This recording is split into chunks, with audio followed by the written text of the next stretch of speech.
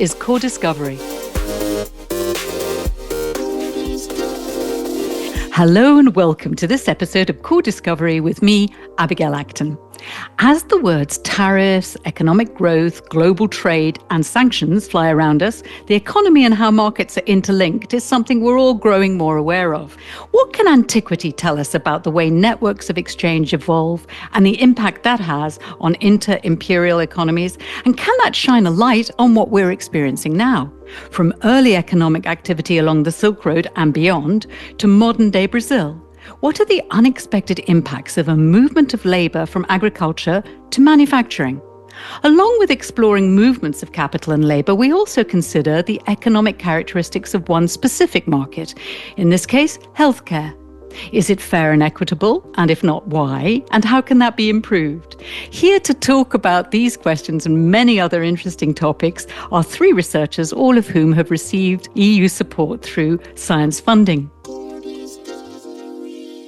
Sitta von Reden is Professor of Ancient History at the University of Freiburg in Germany. She runs an interdisciplinary graduate school on empires at Freiburg, and her main interests are the ancient economy, money, and ancient world history. Welcome, Sitta. Hello, Abigail. Great to be here. Great to have you. Paula Bustos is Research Professor at Pompeu Fabra University and Affiliated Professor of the Barcelona School of Economics. She conducts empirical investigations into economic development guided by international trade theory. Hi, Paula. Thanks, Abigail. Happy to be here. Excellent. Susi Geiger is Professor of Markets, Organisations and Society at the College of Business, University College Dublin. Her research examines the organisation of markets, particularly in healthcare and technology, and she thinks a lot about alternative ways of organising these markets that could be better geared towards public value and the common good.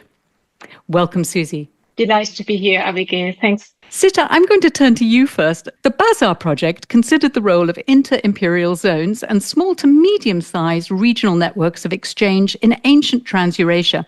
I know you find the term the Silk Road a bit reductionist. Can you tell us why?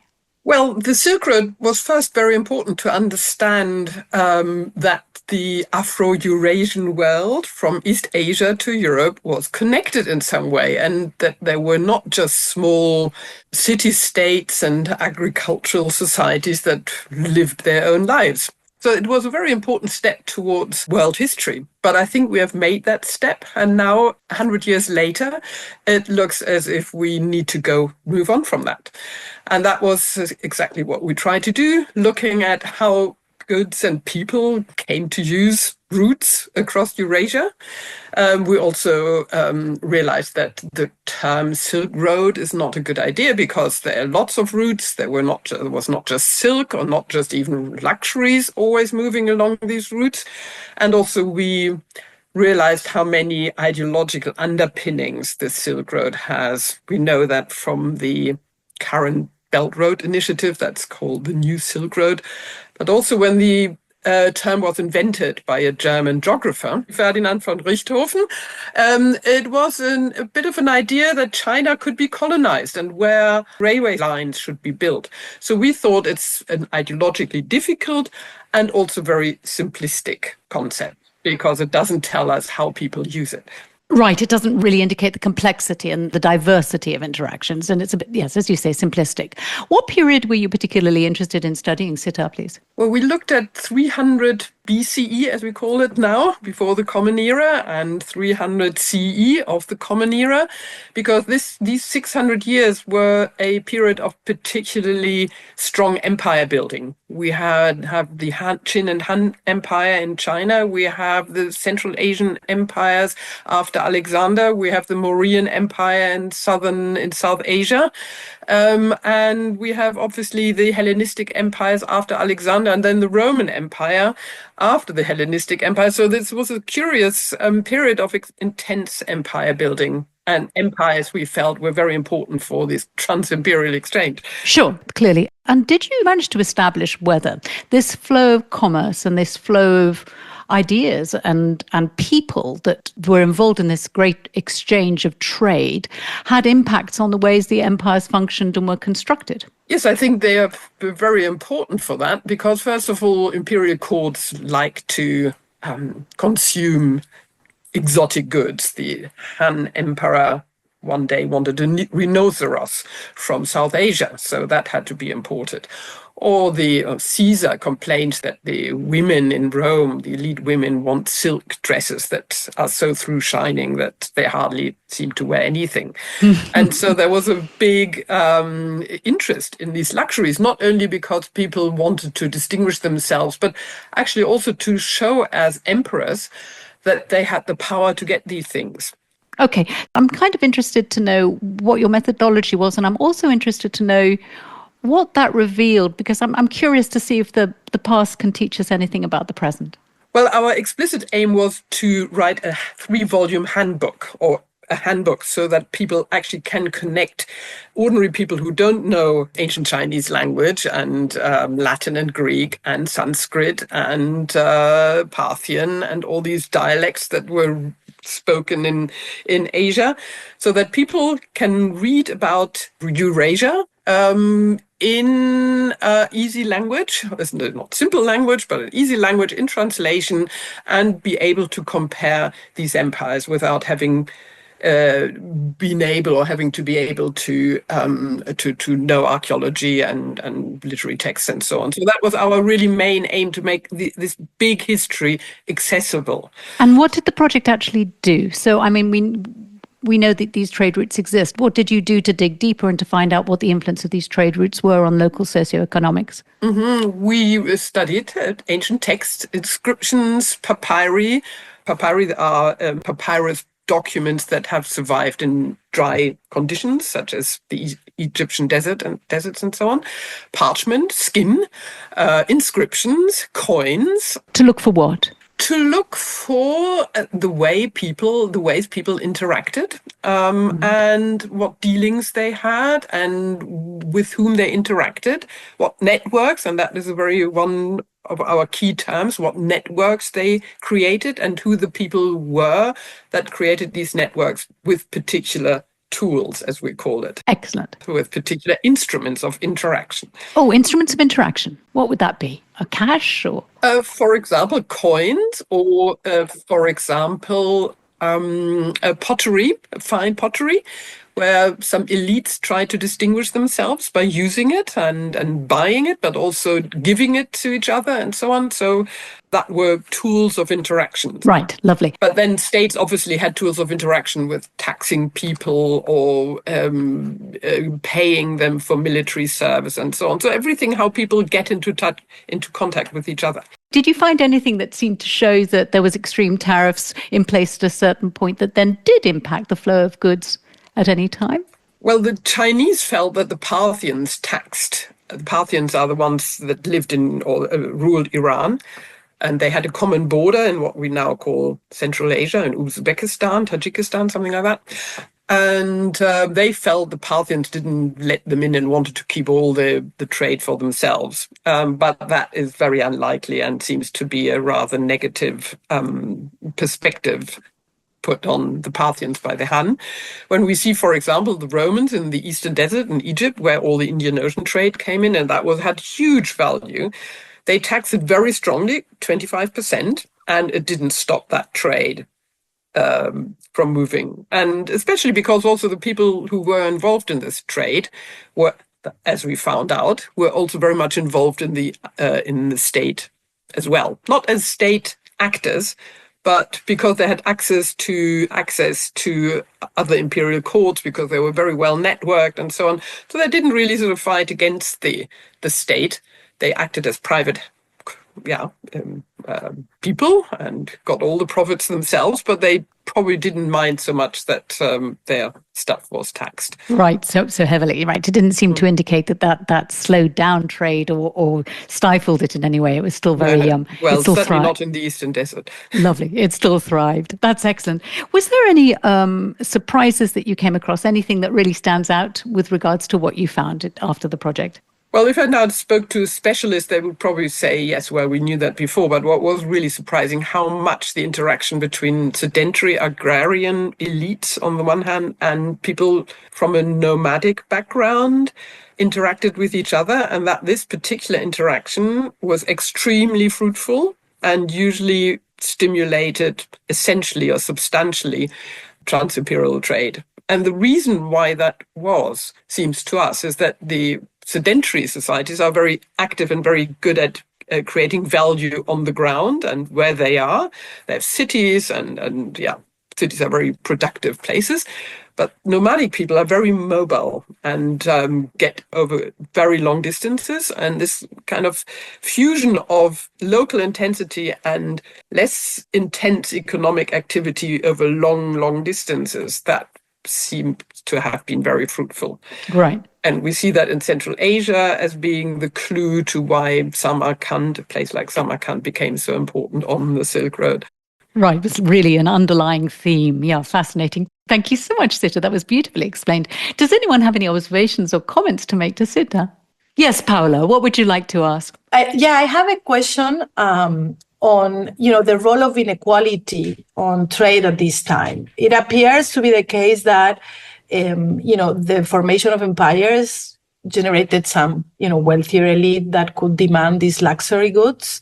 Was that like a necessary condition for this trade to flourish, or were there other goods that were traded and could be demanded by a larger share of the population outside from this elite?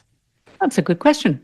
It's a very interesting question, and obviously this term Silk Road suggests that it was always luxuries that moved along these roads, and obviously the ones that we see at a distance. I mean, Chinese silk in Palmyra, or Chinese mirrors in a steppe grave at the Don Valley, for example, or Roman coins in Thailand. Yeah, these are obviously, gold coins and imitation of gold are luxuries, and the ordinary things like grain and medicines or medical products and things like that we don't see in the archaeological record.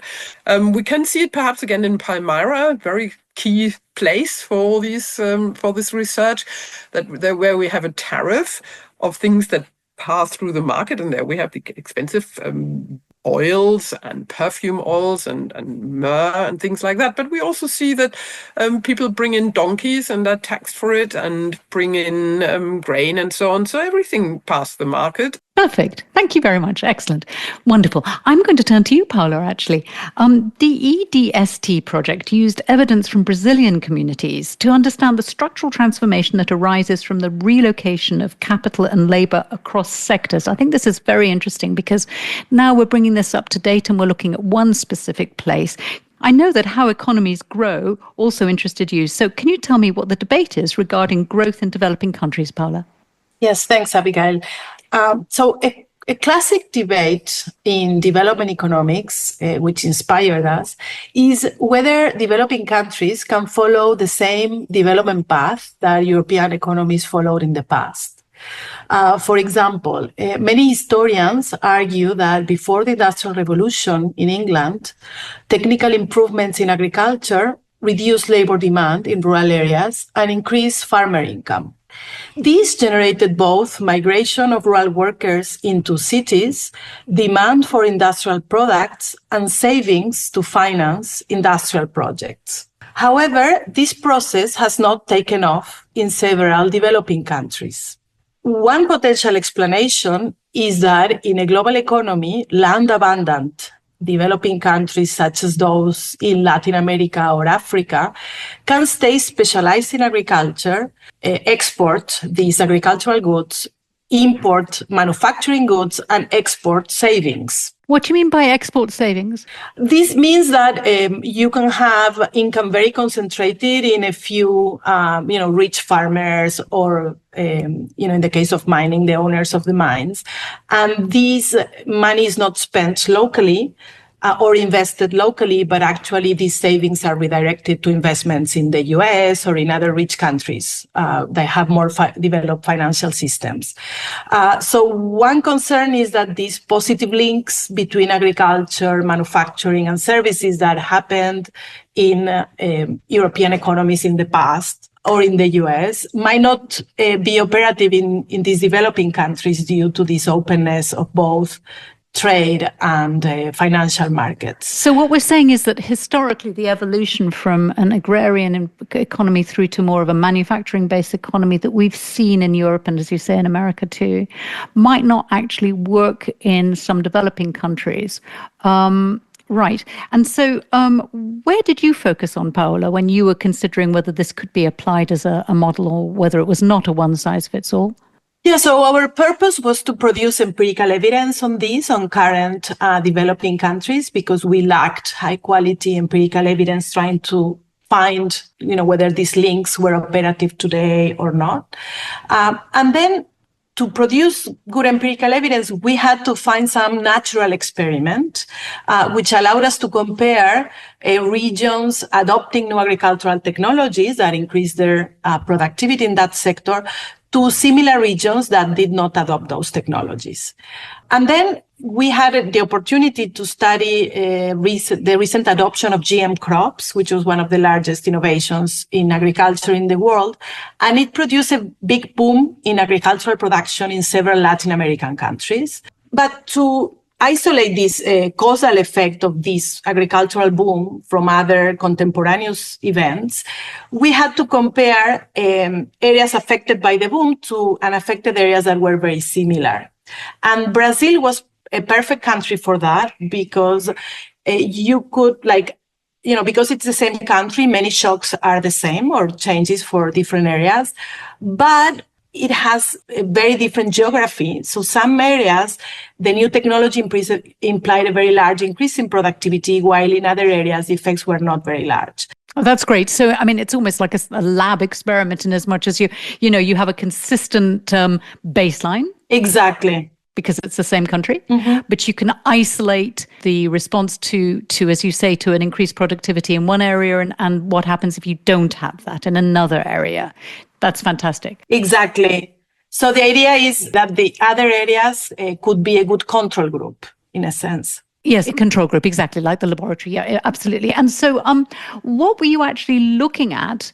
What evidence? You said empirical evidence. What evidence were you looking at to see what the differences were? Yeah, so the other advantage of Brazil is that it has high quality microdata. So we could directly observe all the variables of interest. We could follow workers across different sectors of employment, regions, and we could also follow capital because we could use banking data that allowed us to follow capital flows within the country, which was very unique. So that was kind of the big advantage of the study. And what did all of this show you? The first thing we found is that this technology was labor saving. This implied that although agricultural output increased, workers were released from rural areas and they found employment in the local industrial sector. So they didn't leave to other regions. They stayed in the region and there was a big increase in industrial employment in those regions. So we found this positive link there in the data. However, these workers that left agriculture were unskilled, which implied that the firms that hired them needed to hire high-skilled workers to manage them. And they poached these high-skilled workers from the local high-tech industries, which suffered, lost these high-skilled workers and reduced innovation. So we had this increase in the size of the local industrial sector, but a reduction in its quality in terms of innovative activity. Fascinating. Yeah, so that was, in terms of labor. And then in terms of capital, the findings were very different in the sense that we found that this new technology increased agricultural profits a lot, made farmers very rich, and these farmers saved a lot of this money in the local banks.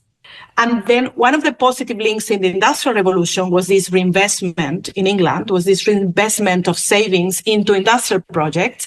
But then when we looked at local lending, we found that this didn't happen in this case. So they did not lend it locally. So we thought that, this was hopeless. But then we realized that a lot of the banks in Brazil have networks that span rural and urban areas. So we followed the money across these networks and found that these banks redirected the savings towards urban areas in the coast. And there we could track them all the way towards firms, and they were invested in firms in the industrial and service sector. And these firms increased employment and increased wages. So this had a positive effect on development of these sectors, but in these, faraway regions. It kind of reminds me of the notion of throwing a pebble into a pond and just watching the ripples go and go and go. I mean, it's such a wide scale impact, and implications. Fantastic. So looking into the future a little bit, Paula, what do you think the implications are for your findings? What does this tell us? What can we learn? Yeah, going back to the initial question, to what extent nowadays developing countries, because they're open, they have the risk of specializing in agriculture and not transitioning. We did not find that. We did find these positive links through labor markets, through capital markets. But I guess the finding, for example, for the labor market, that there was this scarcity of skilled labor that reduced innovation implies that you need to couple this investment in agricultural technologies with investment in education, so that you don't have this worsening of the composition of in the skill composition in the manufacturing sector, and a reduction in innovation. And then for capital markets, we find that Brazil has a very integrated capital market. They have a lot of banks, they span rural, urban areas, but this is not the case in many other developing countries. So one lesson is that this capital market integration across regions through banks that span, that have both rural and urban branches is very good. And Brazil always had an active policy to, for farmers to receive loans from banks, etc. So they force banks to direct a percentage of their deposits towards rural loans. So some active policy in linking these rural and rural areas through the banking sector also seems useful. Yeah, that's wonderful. Thank you very much. Excellent. How interesting. Does anyone have any observations or questions to put to Paula? Susie, what would you like to ask? Yeah, super fascinating, Paula. I especially love the way you had a natural experiment, basically ready to go, including control groups and everything. But one of the issues that came to my mind when you were talking is whether you controlled for multinational firms as well, because I imagine that there's a lot of multinational firms involved in Brazilian agriculture and that they would take the capital out of the country immediately. Yes. So actually, this is something that we were concerned about. The truth is that because of that, we do find the savings in the local banking system. So that was a first concern we had when we didn't find any local effects, that this money was not lent locally. We were thinking, okay, this money is going to New York, is going somewhere else. It's not staying in Brazil. So we were surprised to find that this stays there. So our findings imply that there's a large part of the gains that stay. And this is also related to land ownership, because, we do find this kind of financial channel, but then because landowners don't reside locally in the areas of the boom, we don't find an increase in demand for non-traded goods or services in those areas. Okay, so basically less impact from multinationals than you would have thought, and the cash actually staying within the country. Yes. Thank you very much. Okay, super. I'm going to turn to Susie. Susie, misfires opens up a new theoretical and empirical horizons for analysing and innovating markets in which multiple interests, values and concerns all clash. So you took healthcare as your case study. What drew you to this area of research, Susie? Yeah, so Misfires from the start was a passion project, really. I'm deeply passionate about promoting equality and access to medicines and medical services. My primary goal really is to ensure that everyone around the globe can receive healthcare that they need when they need it, regardless of where they were born, really. But that's a vision that still feels very far from being realized. Governments now have to stretch their budgets across a greater number of people who live longer with more chronic diseases. And patients are often no longer able to access adequate healthcare, having to pay very high prices for it. This mission of figuring out how we can collectively deal with this situation drives my research, as well as actually my involvement as an expert member at an WHO advisory group on pharmaceutical pricing. and my involvement with Access to Medicines Ireland, which is an NGO that advocates for health equity nationally and internationally. So I see myself a little bit as an academic activist in this space. Right. Excellent. Yeah, that's excellent. It's a good thing to be, Susie. Excellent. Yeah, an activist with some academic creds behind you. But from the standpoint of the market, what do you identify as standing in the way of equitable access? What did your project uncover?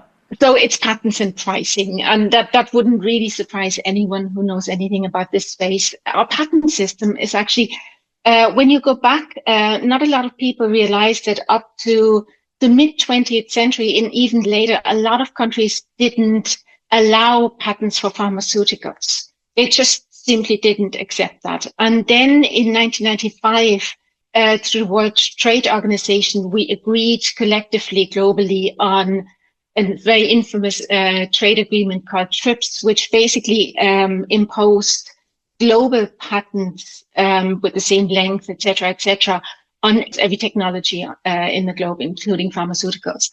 And that basically, one fell swoop decimated Indian generic manufacturers, who at that time were known to be the pharmacy of the developing world, as they were called.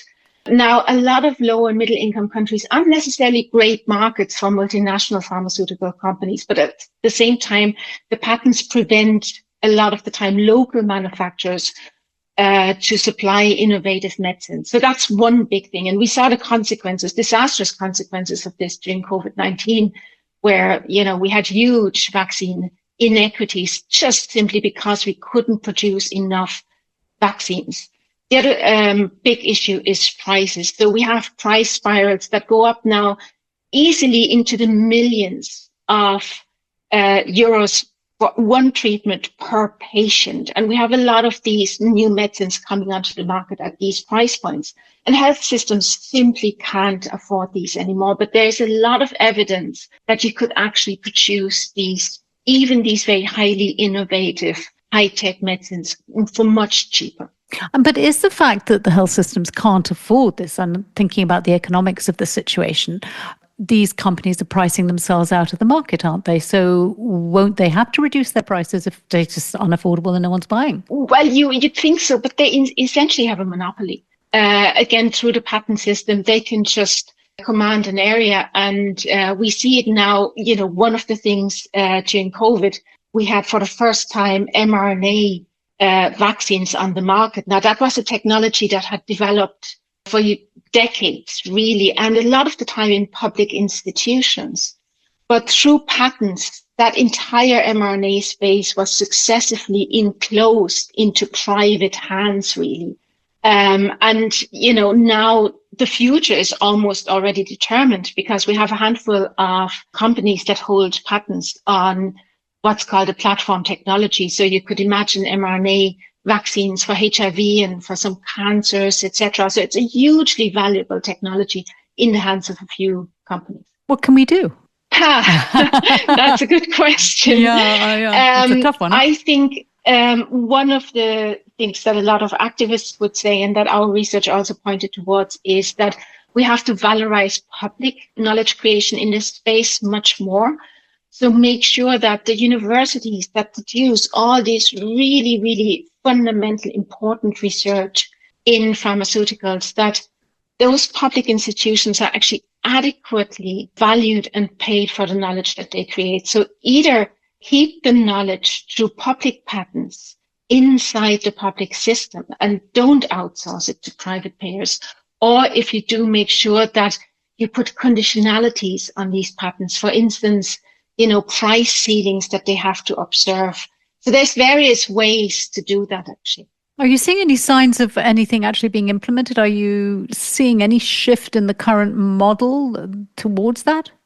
I mean, to be perfectly honest, pharmaceutical companies won't do that because their business model for them works very well. They're making a lot of money. They have a monopoly in a lot of areas. So if they go to a state buyer saying, we want 3 million euros for this gene therapy per patient, the public buyer has to pay that if they want to provide their population with these medicines. And they're hugely important medicines, especially for rare diseases. So the private companies aren't going to do it by themselves. So we have to really, I think, as a public, governments, activists, civil society, academics have to work together to push them towards it and to really demand conditions on knowledge. And when we think of your project Misfires, Susi, what was the one, well, maybe you've already said it actually, but what was the one key takeaway you think is important as a result of your research? What should we bear in mind? So we worked a lot with patient groups and access to medicines organizations, which was fantastic to do. And then also interacted with policymakers. And I now have a book coming out that's called Peak Pharma. And what Peak Pharma basically argues is that we've reached peak concentration, peak pricing, peak financialization, peak expansion in pharma, and that the system has to change. There's simply too much value absorbed by the pharmaceutical industry and not enough left for other players. So we have to think about alternative pharmaceutical economies, really. And I'm working with the concept of pharmaceutical commons a lot to see how we can make these resources a commonality, really a common good. So, Susi, when we think of the economics of the pharma industry and the impact that has on healthcare, what do you think we need to consider with regards to the strengths and the weaknesses of the system?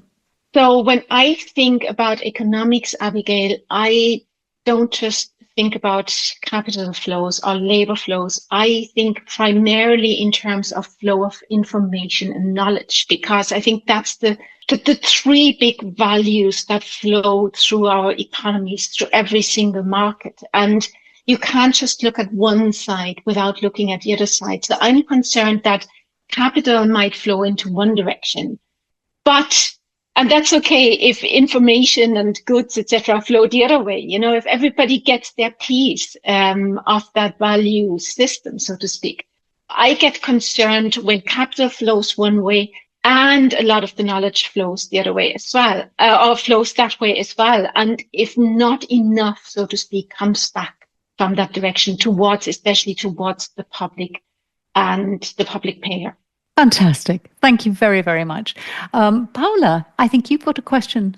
Yeah, no, I think this is super interesting, what Susi is referring, because it's very related to a broader trend in the economy, which is this trend towards concentration and larger markups that is not necessarily justified by increasing returns to scale. No? So I think this is a very good example of how there might be some activities that it's efficient that big companies do because they have increasing returns, but these other ones like, personalized treatments could be done at a smaller scale.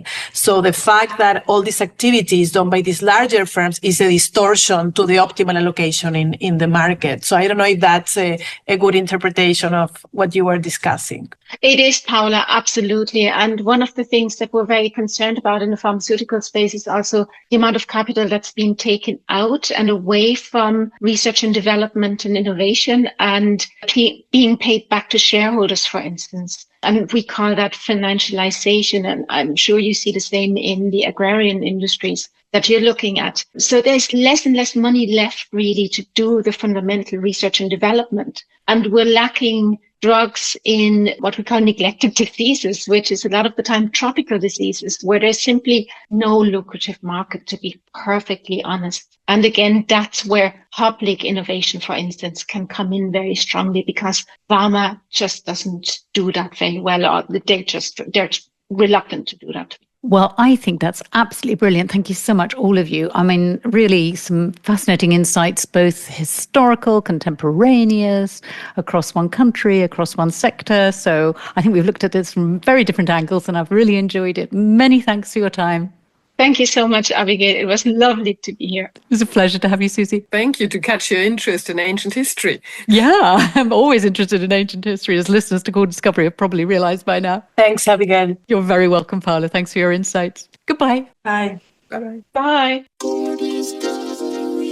If you've enjoyed this podcast, follow us on Spotify and Apple Podcasts and check out the podcast homepage on the Cordis website.